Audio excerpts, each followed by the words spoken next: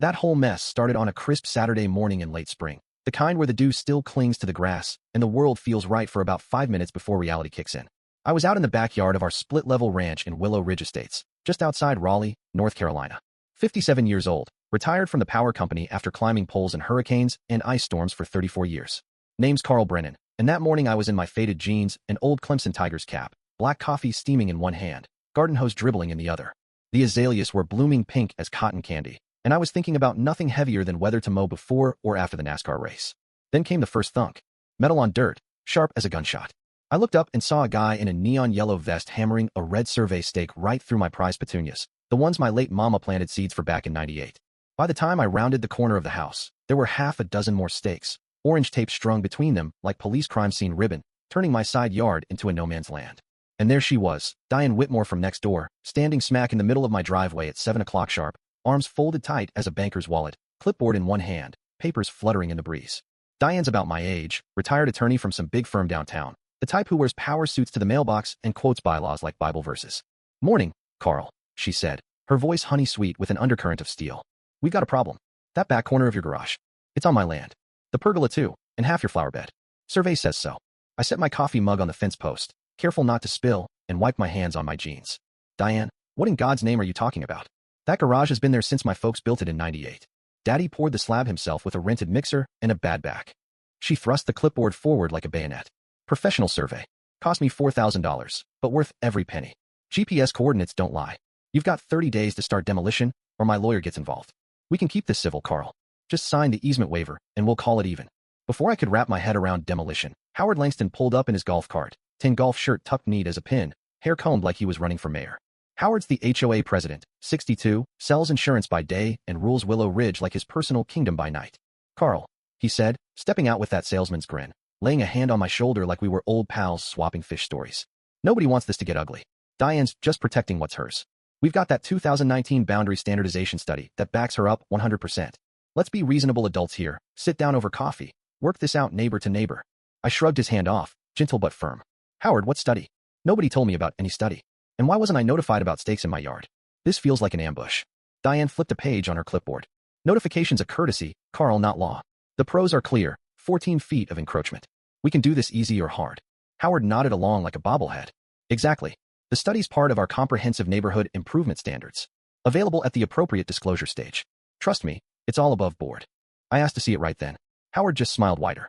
"Soon as we get through the prelims. No need to rush." That was the moment the coffee went cold in my gut. These two weren't just coordinated, they were scripted. And I was the mark.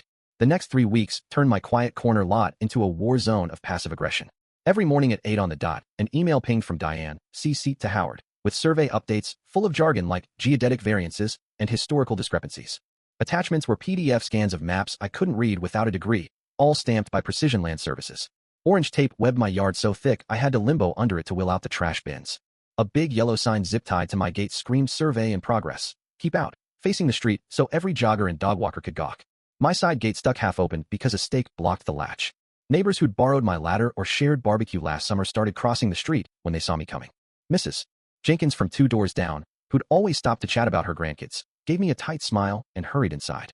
The community app that buzzed with lost cat alerts and yard sale ads went radio silent on me. I was the pariah, the guy who wouldn't play ball. Howard showed up one Tuesday evening unannounced, leather portfolio under his arm, knocking on my screen door like a door-to-door preacher. "Carl, mind if I come in? Thought we could hash this out man to man." I let him onto the porch, but not inside. He sat on the swing, creaking it back and forth like he owned the place. "Listen, I get it," he said, leaning forward, voice low and confidential. "Nobody likes surprises. But the pros are clear. Easiest fix is you relocate that garage corner and the pergola. We'll fast-track the permits, maybe even chip in on materials. Keeps everything friendly, no lawyers, no courts. What do you say?" I crossed my arms. "Howard, how many other folks have you helped relocate in the last couple years? And what's in it for you?" He chuckled, but his eyes didn't. "Now, Carl, that's just paranoia talking. This is about community standards. You missed a few meetings while you were traveling for work. We voted it all in fair and square." He left with his portfolio unopened, but the seed was planted. This wasn't random. This was rehearsed. That night, I hit the county courthouse like a man on a mission.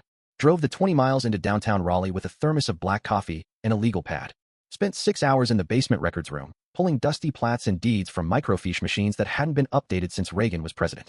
And there it was, the original 1995 survey, Iron pins set by the developer at coordinates that matched my daddy's old notes to the inch. The utility pole Diane's surveyor hung everything on? County records showed it when in June 2020 after a storm took out the old one. You can't redraw 1995 lines with 2020 hardware. That's not science. That's sleight of hand. I hired Laura McAllister the next day, an independent surveyor with 30 years under her belt and a reputation for calling bullshit when she smelled it. She came out with her own gear, spent 4 hours probing and measuring, then sat me down at the kitchen table with a grim look.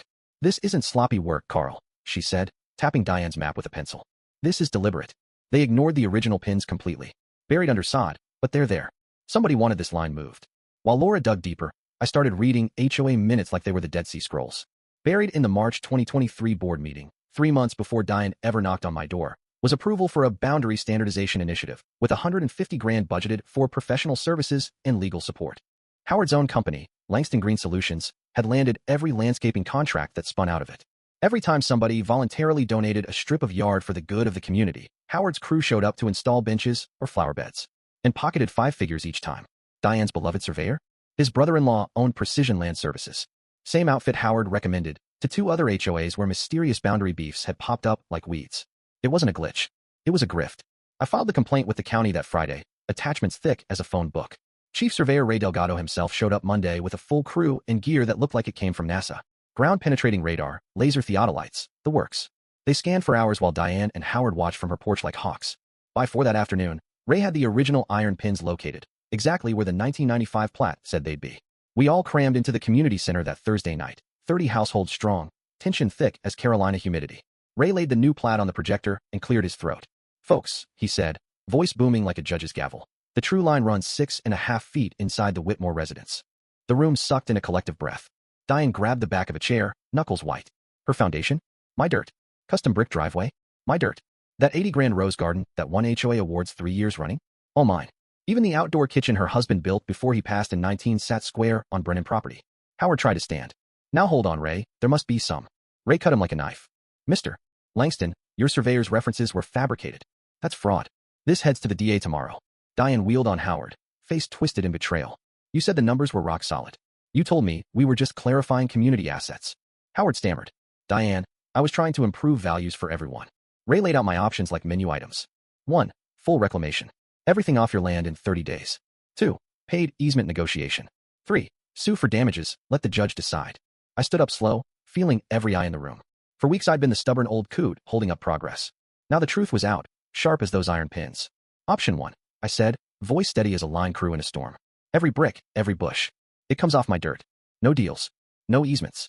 Diane's voice cracked. "Carl, please. I'll pay fair market. Double even." "I didn't know it was fraud," Howard said. I looked her square in the eye. "Diane, this ain't about you or me. It's about right and wrong. Somebody tries to steal what's mine with fake maps and sweet talk. They don't get a pass because they got fooled too." The room murmured approval. Phones lit up with folks pulling their own plats before Ray even packed his gear. 30 days later, the demo crews rolled in at 7 sharp. Jackhammers chewed her driveway to rubble while excavators ripped out the kitchen slab.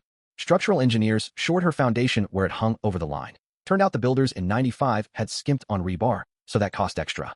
Total bill? North of $120,000, and her insurance laughed when she called. Diane kept to herself after that. Nodded polite when we passed. Sold the roses on Craigslist. Her new driveway? Plain concrete, stops dead at the fence. Howard. Board booted him that night. His company folded like a cheap tent. He sold the big house on the 5th Fairway to pay lawyers. Last I heard, he's looking at 3 to 5 in state prison, and the investigation spread to 2 other HOAs where his recommendations had clarified a dozen more boundaries.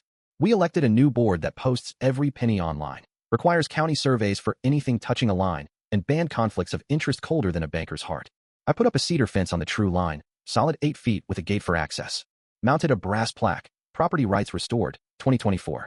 Underneath, I built Mama's meditation bench with the old pergola framing a little koi pond. Evenings, I sit there with a beer, watching fireflies dance in the space that's mine again. Folks from as far as Charlotte still email for advice when their HOA starts whispering about optimizing boundaries. I tell them, dig up the originals. Hire independent eyes. And fight like hell. So here's the question burning a hole in my pocket, and I need every one of you to answer it straight in the comments. No hemming, no hawing. When injustice rolls up to your door with a fake map, a sweet smile, and a promise it's all for the greater good, do you swallow it because fighting's hard, or do you stand your ground until the truth buries them? I know what I did. What about you? Because one day it might be your garage, your garden, your piece of the American dream on the chopping block. Drop your take below. Speak plain. This is about violence of the quiet kind. the kind that steals with paper instead of fists, and the injustice that lets it happen. Where do you stand? I read every word.